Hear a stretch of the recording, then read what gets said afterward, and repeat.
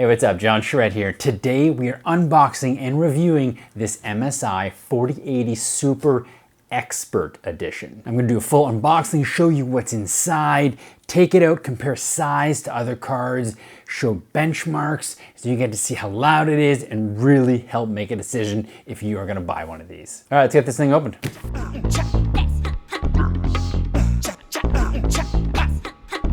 All right, as far as accessories, we have a pretty cool MSI GPU holder bracket. It says MSI on it. It's pretty nice. Unscrew this guy, slide it up. You can kind of see that there. You can support it. When we grab my system, we'll try that out. We have a 3 8-pin power connector or adapter, which I will not be using. Like I said, I recommend if you can, get yourself 12-volt power connector that you can just hook right up to your power supply. Saves you using these adapters. Nothing wrong with these adapters. They're just bulky. That's it.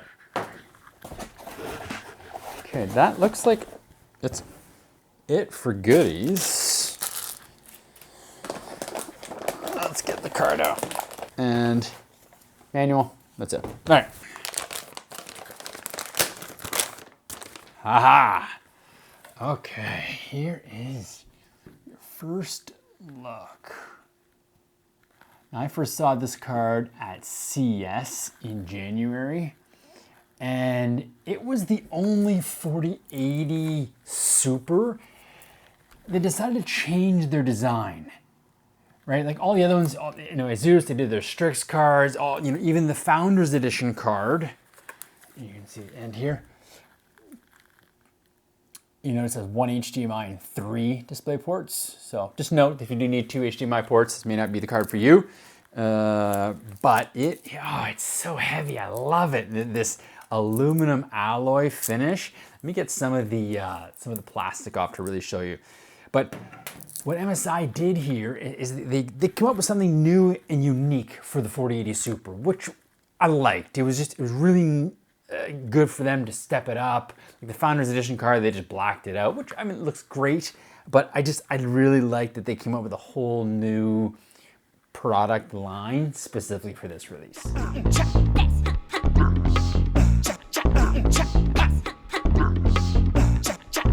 Okay, let's do this one more time.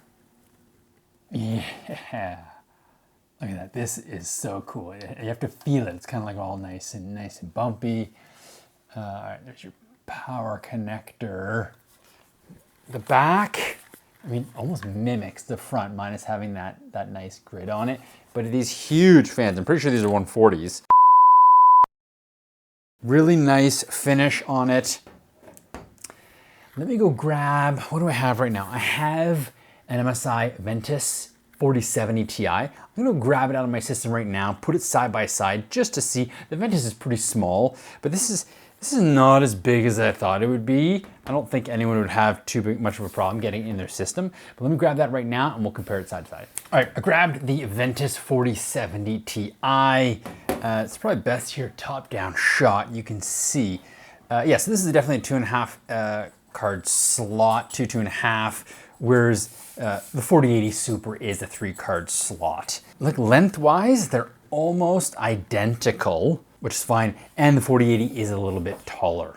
But I mean, for a 4080, that's a pretty good sized card. Let me grab my, my system. We'll slap it in, boot it up.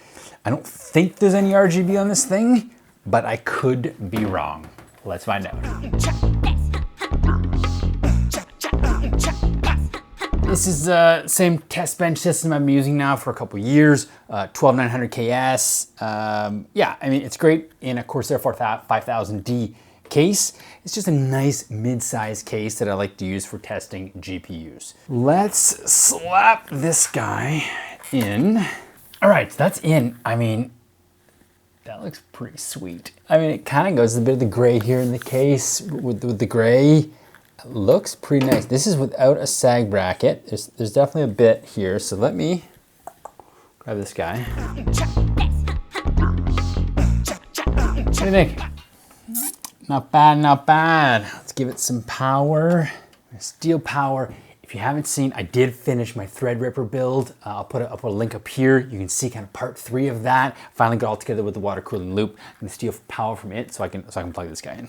All right, and here she goes.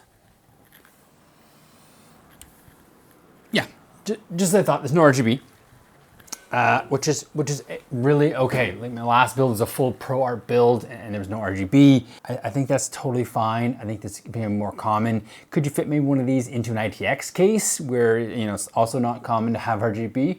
Maybe. Let me get this set back up again. We'll do some benchmarking. I'll get you some gaming scores and see how it get some thermals, some audio levels. Stay tuned and I'll get you all the deets. 3 days later. Yeah, girl. And I'm back. Now, there was one thing I noticed about this card that I didn't catch upon first inspection, is that it doesn't have a dual BIOS switch. If you look at their website, it's kind of hit or miss. If you go to the MSI store, it shows a gaming and silent mode. But if you go to the actual MSI product page for it, it's not there. So, very interesting. If I, for whatever reason, missed it, please let me know, but I don't think it has one. Okay, let's talk gaming performance. Now, this is the first 4080 Super that I am reviewing, and it performs as expected in the 4080 Super line. Very similar to a 4080, not that much faster, but it is a lot cheaper. Now let's compare it to the benchmarks that I did for all of the other 4 4080s that I have reviewed. The 4080 Founders Edition, the Gigabyte 4080 Eagle OC, the Zotac Trinity 4080 OC, and the Asus Strix 4080 OC.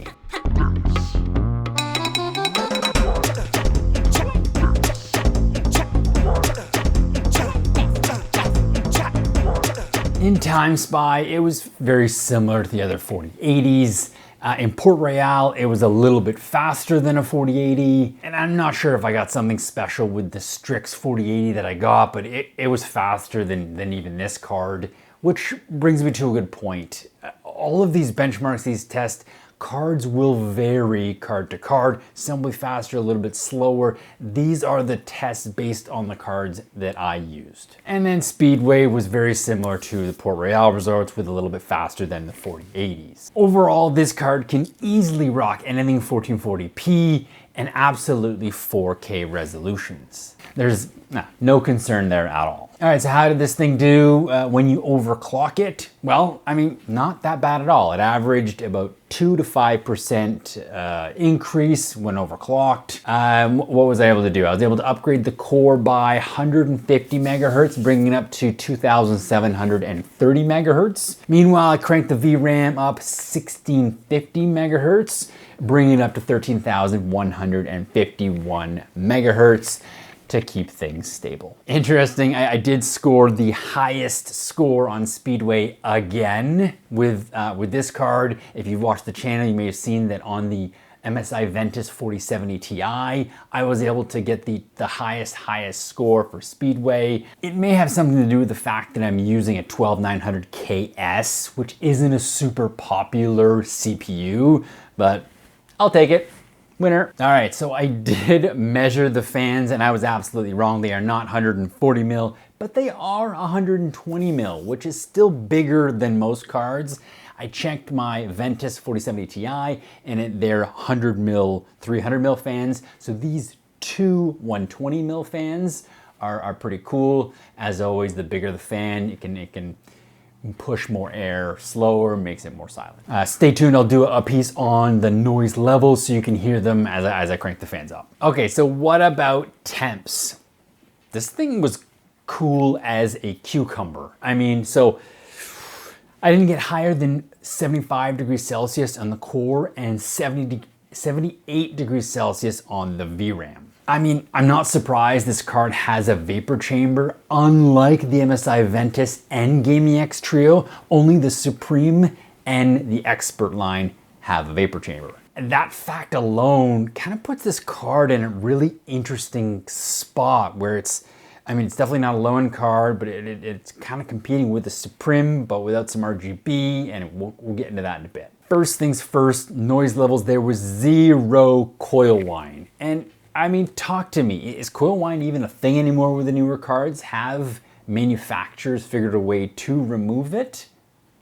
You tell me, leave a comment down below if you've bought a brand new, let's say 4080 Super, and it still has coil whine. So I was really impressed with the sound coming off this card. I'll throw a quick video here where you can hear me. I kind of crank up the fan level up to 100%.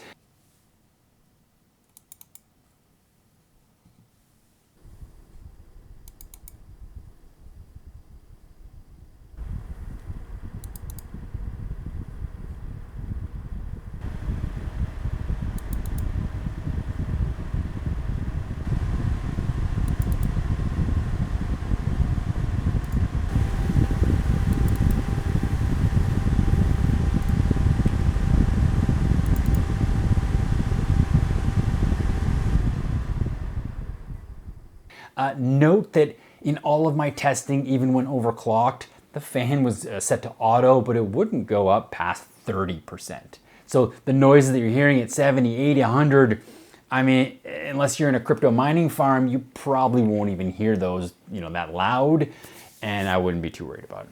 All right, my favorite section, let's talk money.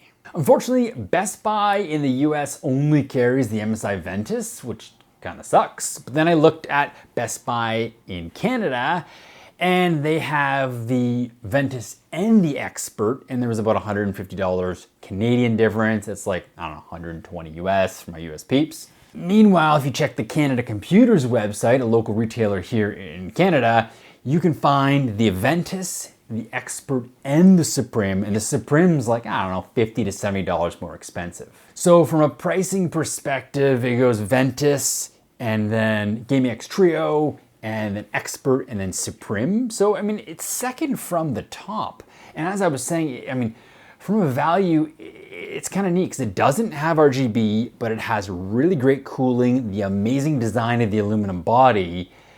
It's neat. It's like it's comparable to a Supreme. Just, it's almost like they're taking a book from ASUS and their Pro Art line. This is like a Pro Art kind of version that MSI is taking on, and I mean, the aesthetics are amazing. All right, to conclude, what do I think about this card? I mean, when I first saw it at CES this year, I was just blown away by the design. It was fresh. I mean, when everything went from 4080 to 4080 Super, okay, maybe you change the color a bit, but most of the cards just looked the same, which I thought was a little bit meh.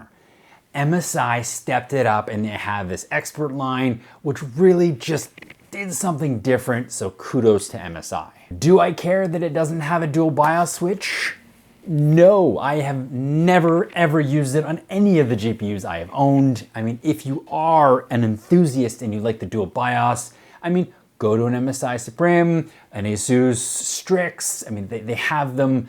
But if you want a card that's solid out of the box, incredible thermals, really wicked design, this is a really, really cool card. And stay tuned, I just got the ASUS Pro Art 4080 Super, and now with my next card, I will also do a comparison head-to-head to these two cards, so stay tuned to the next one.